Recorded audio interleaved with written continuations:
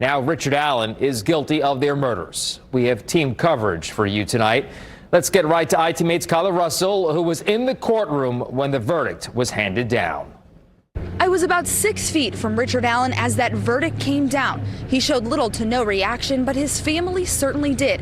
I watched as his wife and his mom cried as each count read out guilty. It came as a surprise to them, but certainly not to some. Here in Community Park in Franklin, and I want to show you just how deep this water is, give you a little bit of a visual. Look at this water line on my pant leg. Of course, that's well above my knee, and I'm told this morning when people came out of their houses and looked out here, it was even higher. I know Maggie was in there. Tell me a little bit about that conversation with her. Yeah, I was having lunch, and so she came up and we did have a conversation. Do you have any plans to resign? No, I don't have any plans to resign. The vice president met with lawmakers for about 40 minutes to an hour in the office behind me. Looking at kind of the steam here, if I write something, you can see just how much has accumulated here. I'm here in my car that's been baking in the heat all day while I've been at work. I want to show you just how hot it can get. We'll take the temperature here with this thermometer.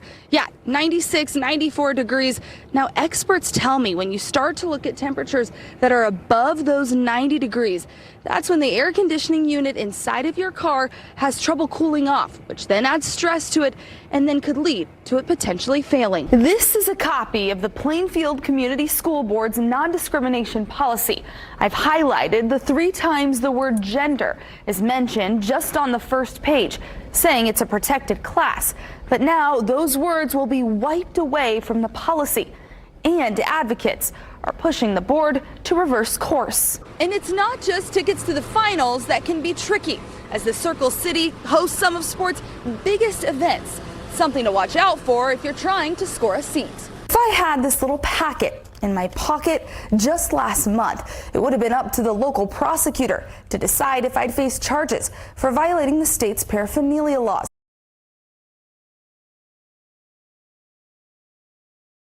Colton George woke up November 17th, a thriving, baseball-playing 9-year-old with a bad tummy ache.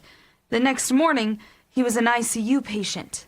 And they said, like, the first 3 days were going to be deadly, probably. Before the sickness stole his body, Colton had been on an antibiotic to treat a tooth infection. And on November 10th, his stomach started aching. Colton's parents, Chris and Amber, thought the medicine was likely the cause, but Colton's pain only got worse. 17th, my wife called me. I was at the firehouse. She said, hey, I need to take Colton to the emergency room. He's doubled over in pain.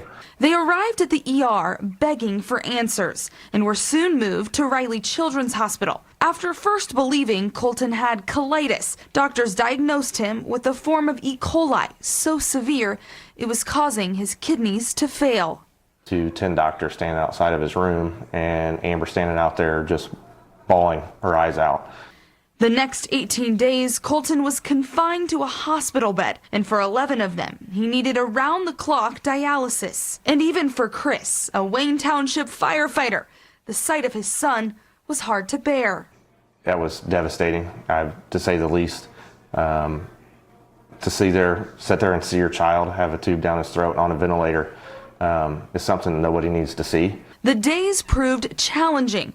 Colton even had to celebrate his 10th birthday stuck in a hospital room. I did give him a lot of gifts for the thing, to make him feel better. The resilient, now 10-year-old was eventually released and made the journey back home to Avon, something his family and friends couldn't wait for. After weeks in the hospital and away from home, then came the months-long quest for answers. Colton's parents became fixed on finding out exactly who and what was responsible for their son nearly losing his life. Just trying to narrow it down. We got our bank records out, and tracked that stuff down. Got the Kroger, Plus card, got the Meijer rewards, and tried to go through receipts that way just to see what we bought. Eventually, they got Colton's whole genome sequencing data. The data reveals he wasn't alone. At least 88 people across 12 states were sick with the same strand of E. coli, linked to a specific kind of romaine lettuce. The question still remains, who supplied the lettuce? The FDA won't give the family an answer. even after hundreds of messages and dozens of emails. Like the first 2 or 3 days, we didn't know if my son was going to survive or not. So frustration, not being able to get an answer from the FDA has really, I guess, it makes you upset. You know, you should be able to call somebody that's working for you as a federal government and get answers, and they won't supply anything. The family's food safety lawyer says the FDA knows who the supplier is and that the public has a right to know too. As his calls fall on deaf ears, Chris is hopeful to find an answer to ensure no other family has to watch their kid wilt away like he did. Reporting here in Avon, I'm Kyla Russell for Wish TV. WishTV.com or follow us on Facebook for updates.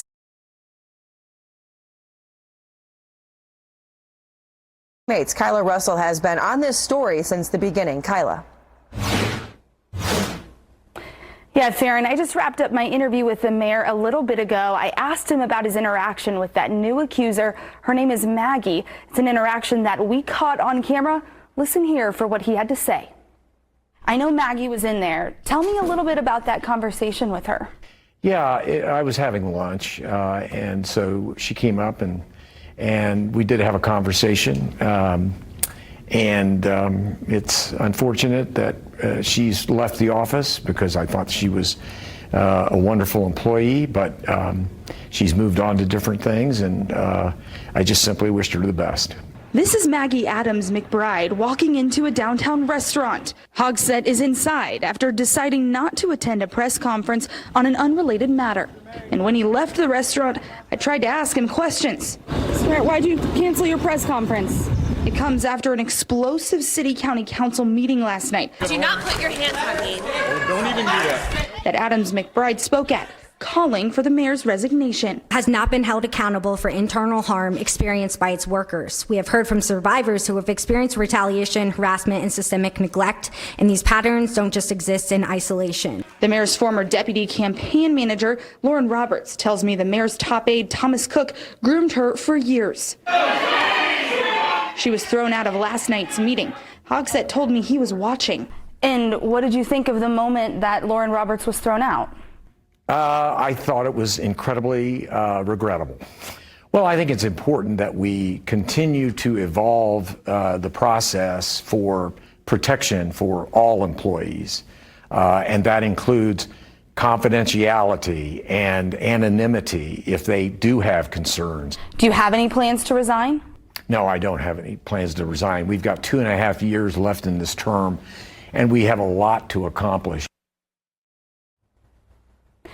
Now, Maggie Adams McBride brings the total amount of accusers of harassment within the Hogsett administration to 5. Reporting here at the City County building, I'm Kyla Russell for Wish TV and WishTV.com.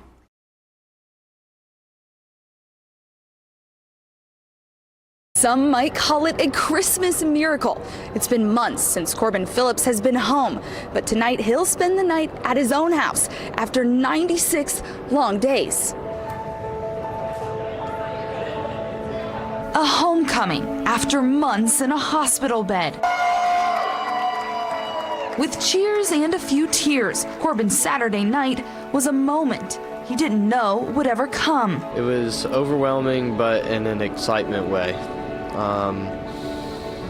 I don't know, I'm a loss of words right now. His flight to the Circle City may have only been a few hours, but the journey to this day has taken months. The once healthy and thriving 16-year-old suddenly lost all feeling below his waist in August after he broke his neck and compressed his back practicing a trampoline routine. He spent more than 3 months at Craig Hospital in Denver, Colorado, learning what life looks like after a devastating spinal cord injury. His father, Matt, had to stay behind in Indy.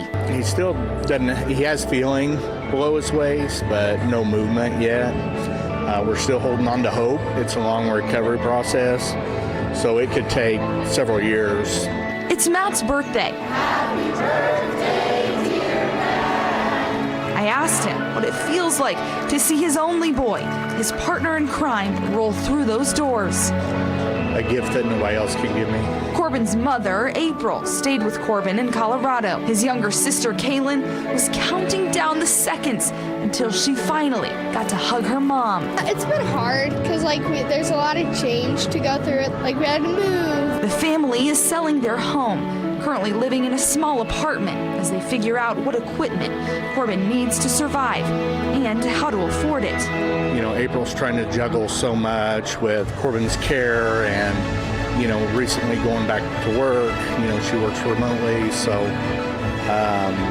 just hearing the struggles of juggling all that stuff and not being able to physically help has really been the hardest thing.